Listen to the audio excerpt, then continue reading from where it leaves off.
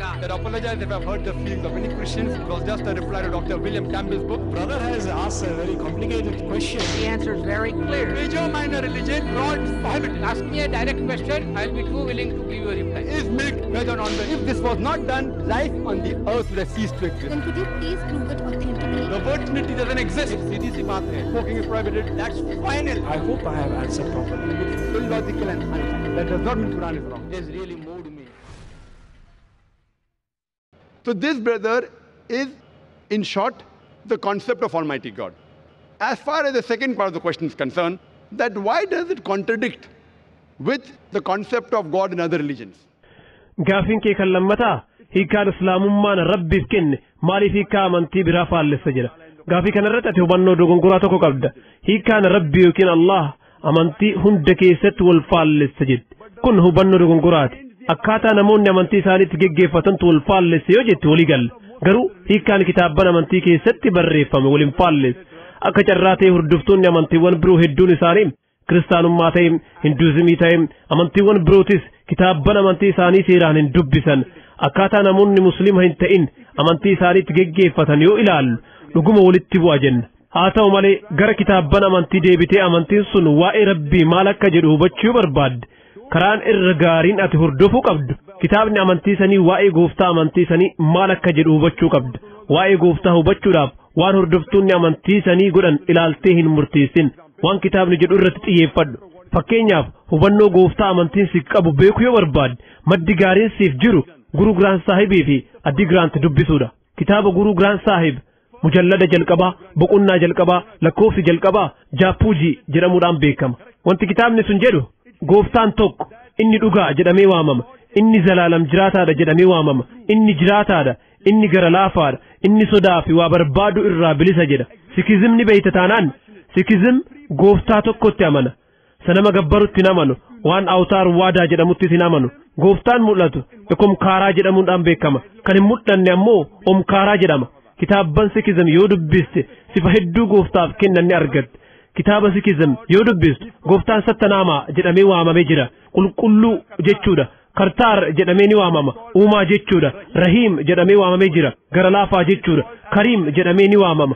Arjaa jechuudha. Waahee guruu jedhamees ni waamama. Gooftaa dhugaa tokkicha jechuudha. Kanaafuu gara kitaabban amantiitti yoo deebitu hubannoon amantii Islaamaa fi Sikh waa'ee Rabbii irratti qaban wal fakkaataa akka ta'e hubatta. Hanuma wal fakkaatuun gara Hinduuzimiitis yoo deemte akka Hinduuttis gara kitaabban Hindu yoo deebite ifaan ifatti ibsamee jira.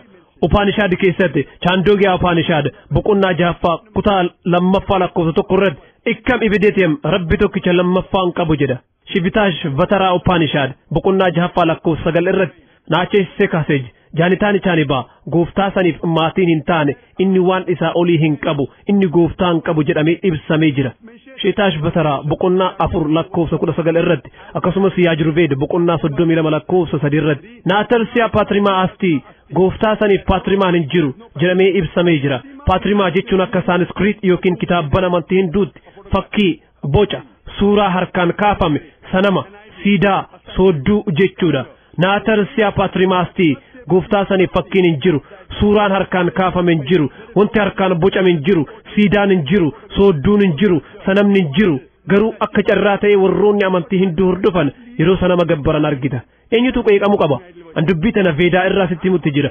Veedaan kitaabban amantii Hinduu keessaa isa aangoo irra olaanaa qabudha. Haa ta'u malee yeroo ammaa kana warra Hinduu kan sanama gabbaran arguun baramaa ta'ee jira. Maaliif?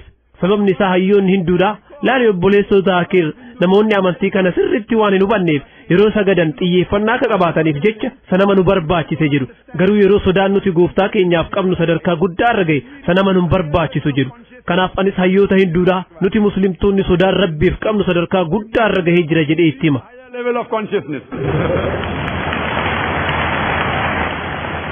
Barsiisni bu'uuraa Hinduu fi Veedaadhaa isa kana. Haa ta'u malee gareewwan Hinduu keessaa tokko kan akka Ariyaa Samaaj ni jiru. Gareen kun sanama gabbaruu guutumaan guutitti dhoorka. Hanuma wal fakkaatuun yeroo gara kiristaanummaas dhayxee kitaaba isaanii dubbistu kitaabban isaaniitti sanama gabbaruu ni balaaleffatu. Haa ta'u malee warri kaatolikaa yeroo gooftaaf fakkii kaasan ni argita. Akkasumas Yesuus Kiristoos nageenyi Rabbii isarra haa jiraatu gooftaadha jedhan.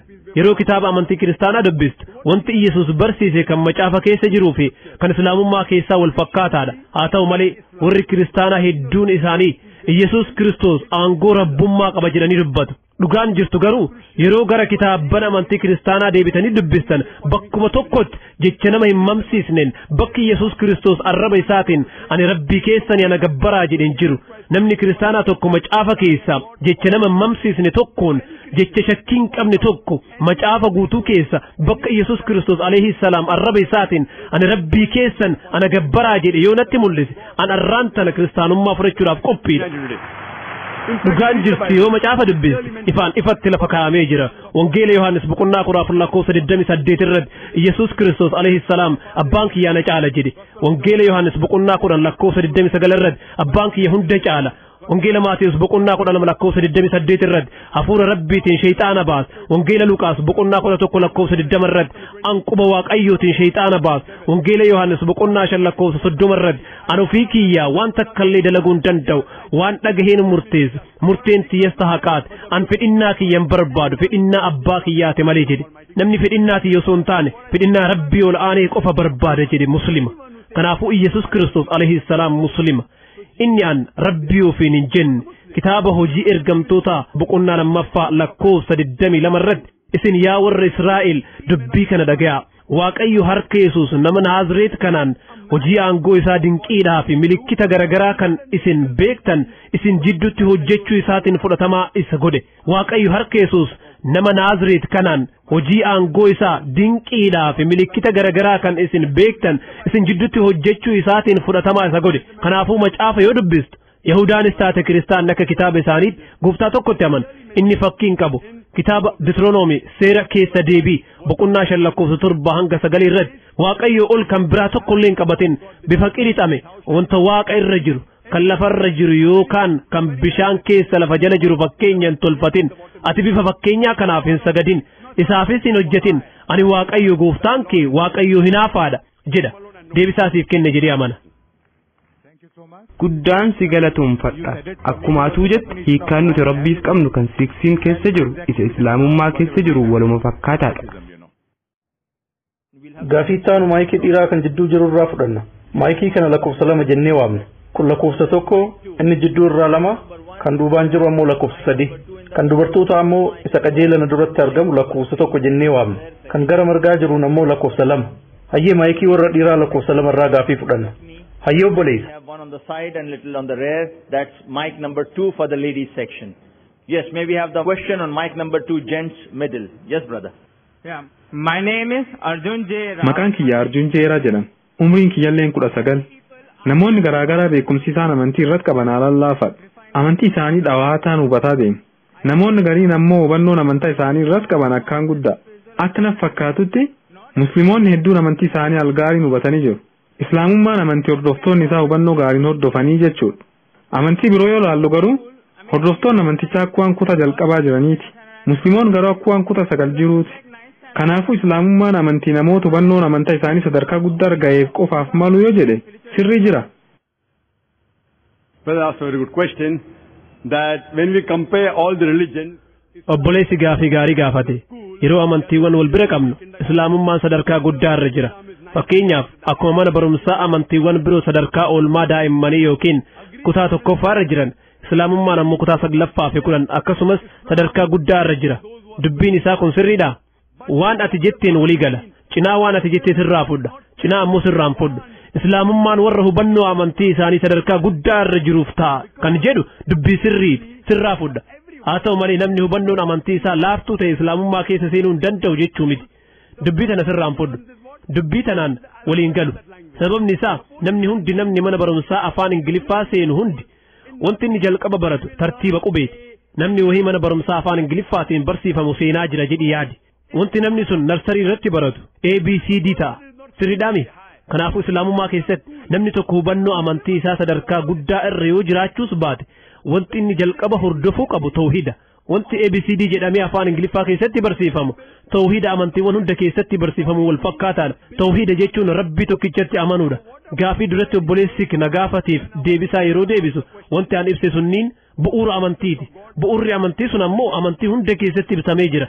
Haa ta'u malee akka carraa ta'e namoonni hooggantoota amantii ta'an hordoftoonni amantichaa bu'uura amantii sanii akka beekan hin fedhan. Sababni isaa namoonni yoo bu'uura amantii san hordofan hooggantoota kanniin hoo eenyutu hordofa? Yoo namni hundi rabbi gabbaruu jalqabe hooggantoonni amantii kunniin faayidaa dhaban. Wanti jidduu seenee namootaa fi rabbii wal qunnamsiisu jedhamu islaamummaa keessatti hin barbaadamu. Amantiiwwan hafan kaawwan keessatti qaama jidduu ta'ee wal qunnamsiisutu barbaadama. Punditoota, qeesota, guruuwwan jechuudha. Akka islaamummaatti ammoo sihii fi gooftaa keettu waliin haasawa. Kanaafuu amantiiwwan hundi dhaamsi isaanii kan bu'uuraa wal fakkaataadha. Sunis waan islaamummaa keessa jiru. Haa ta'u malee akka carraa ta'ee hooggantoonni amantiidhaa hordoftoonni isaanii waan kan akka beekan hin fedhan. Waan san akka hin argine jalaa dhoysan. Sababni isaa yoo mana barumsaa bu'uuraa kana seenan fedhinnaa isaanii rabbii isaaniitiif kennan. Fedhinnaa isaanii rabbiif kennan jechaan muslima ta'an jechuudha. Namoonni jidduu ta'an kunniin dalagaa isaanii dhaban. Suuqii isaanii cufuun dirqamatti ta'a.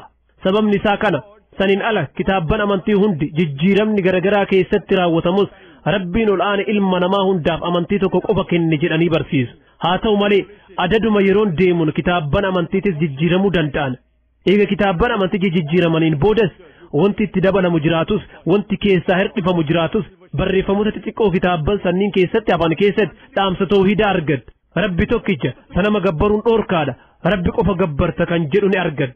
Tarii jechoonni walitti bu'an kan biraatis jiraachuu danda'u. Garuu yoo dhugaa barbaadde ni argadda. Jiraachuu gooftaa yoo beeyte kaayyoon jireenya keetii maal akka ta'e hubatta. Itti aansuun wanti jalqabaa bu'uurri barsiisa amantiiwwan hundaa rabbii tokkichatti amanuu fi isa qofa gabbaruu akka ta'e hubatta. Kanaafuu namni amantii isaatiin laafina qabu akkuma rabbii isaa galatoonfachuu jalqabeen fedhinnaa isaatiin rabbii isaatiif kenna. Namni fedhinnaa isaa rabbiif kenne ammoo muslim jedhamee waamama. Deebisaasiif kenne jedhee amana. He submits his will, and a person who submits his will is called as a Muslim. Hope that answers the question. Yes, brother.